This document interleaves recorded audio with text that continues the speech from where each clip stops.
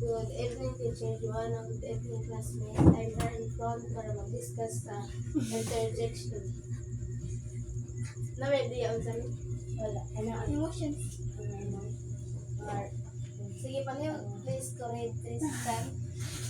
Interjections are short, exclamatory words or phrases that express strong emotions, reaction, or feelings.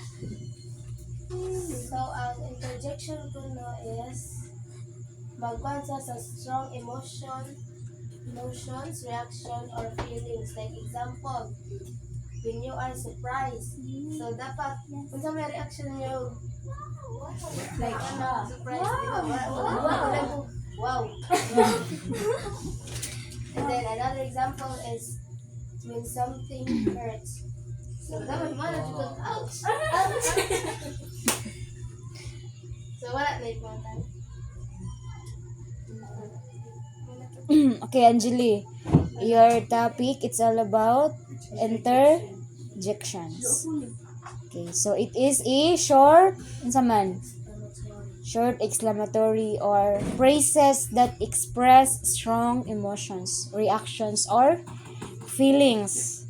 So, like for example ni Anjali dira, wow, then ouch.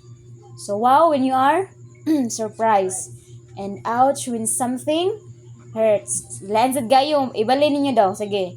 Kung hurts ka, wow. Kung na-hurt ka, wow. Kaya kung na-surprise, ouch. Okay, so, thank you, Anjali.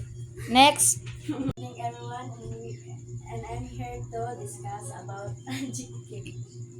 Adjective is a word that describes a noun or pronoun, providing more details about its quality, characteristic, or state. Example. Example of adjective. How many, which one, what kind, how much. Karon kaya tagit kong example sa how many. Ayan siya.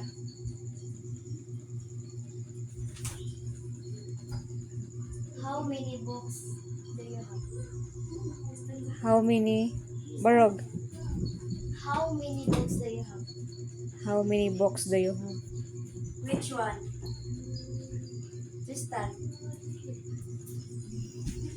Which one is the best word? What kind? Troy. Ano mo siya? What kind of fruit is this? How much? Kisha. How much? How much is this?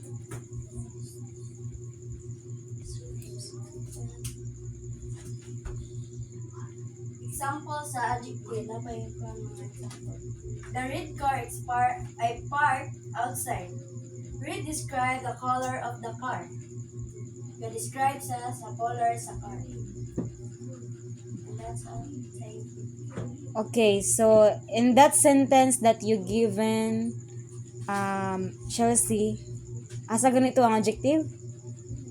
Ang katong yung gatag ni mga sentence ganiha ba? Red. Ang red. Okay, so adjective kay nag-describe sa noun or pronoun. Okay, next. Thank you, Chelsea. Good evening, everyone, especially to you, teacher Joanna. Today I'm going to discuss about noun. So what is noun? Noun is a word that names a person, place, things, or idea. So it describes person, place, or idea. Like example, person, teacher, John. Place, school, Cebu. Place na ganan nga to. Things, chair, pencil, ballpen, and notebooks. Idea is love, honesty, freedom. So it could be na tao, bagay, hayop. Okay, so your topic, it's all about noun. Can you give me a sentence? A teacher writes on the board in the classroom. Okay, a teacher write On the board on the board in in the classroom. the classroom. So, where is the noun in that sentence? Teacher, board in classroom. Teacher. Board in classroom. Okay, so Another. Another example. Maria and her siblings go to the mall.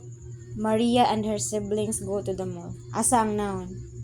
Maria, mall, and her siblings. Maria and siblings. Okay. Thank you, Nora. Waki, uy.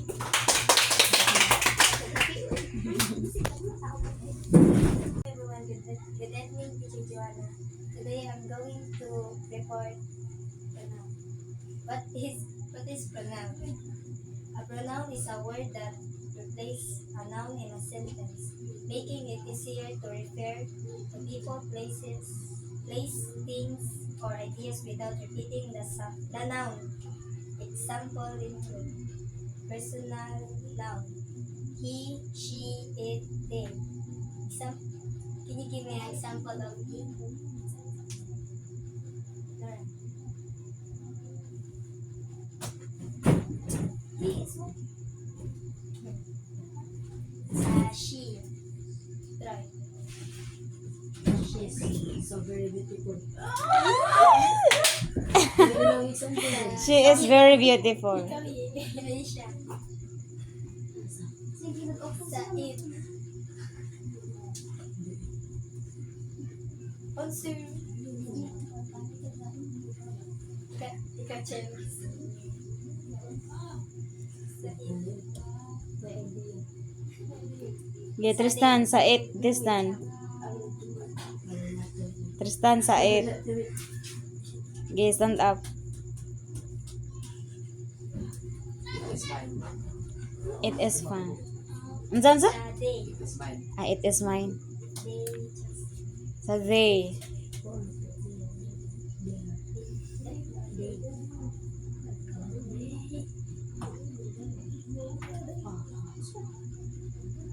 Ay, gano'n. They are best friends since kindergarten. Sa possessive pronoun. Sa mine. Kasi matagong example sa mine. This is mine. Sa yours. I am yours. This is mine and I am yours. Hers. Hers.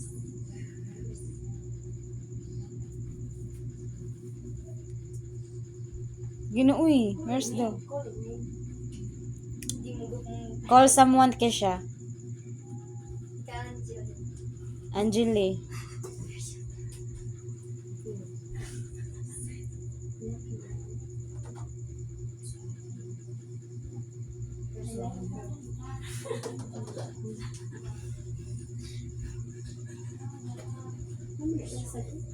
Is your friend?